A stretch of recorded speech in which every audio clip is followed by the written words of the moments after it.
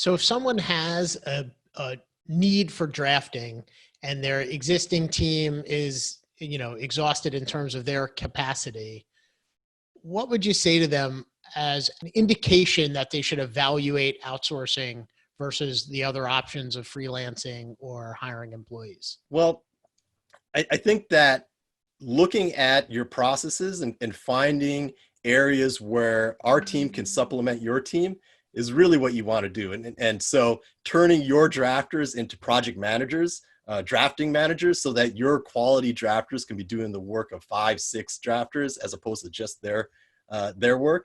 We always tell our clients that we're not necessarily trying to get you to fire out your entire drafting office. We want to supplement your drafting office. We want to turn your team of 5 into a team of 20 by just making your drafters more efficient. I mean, they know your processes, they know how good you are, and how good the work needs to be done.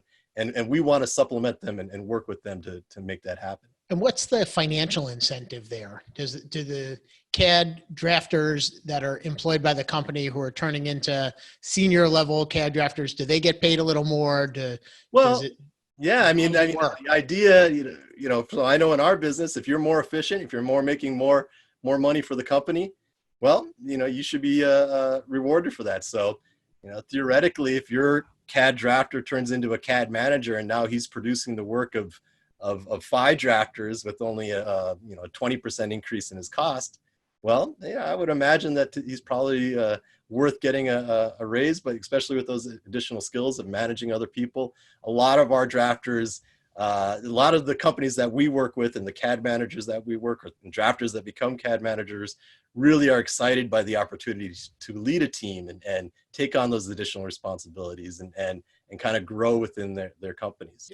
Dig a little deeper into the costs and talk through, if I'm a CAD manager, if I'm the CFO, if I'm the owner of the firm, what should I be thinking about besides just price?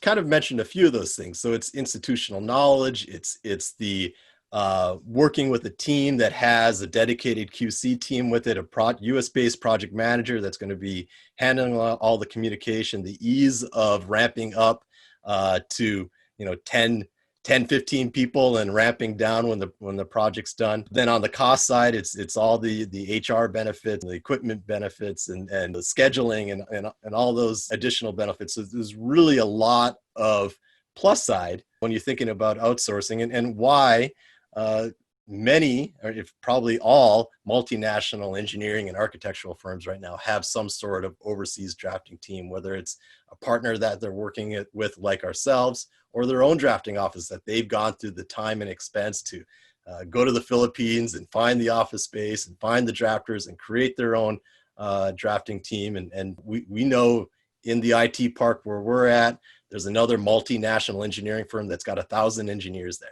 And so when the mid-sized engineering firms that we talk to wonder, like, how do we compete with these international engineering firms when they're giving better prices than we're giving? And we're really good at what we do, but we can't compete with them on price. Well, it's because that large international engineering firm might have all the corporate overhead and all that other stuff, but they're also working on the global arbitrage of employing people all over the world and utilizing the staff where it makes the most sense.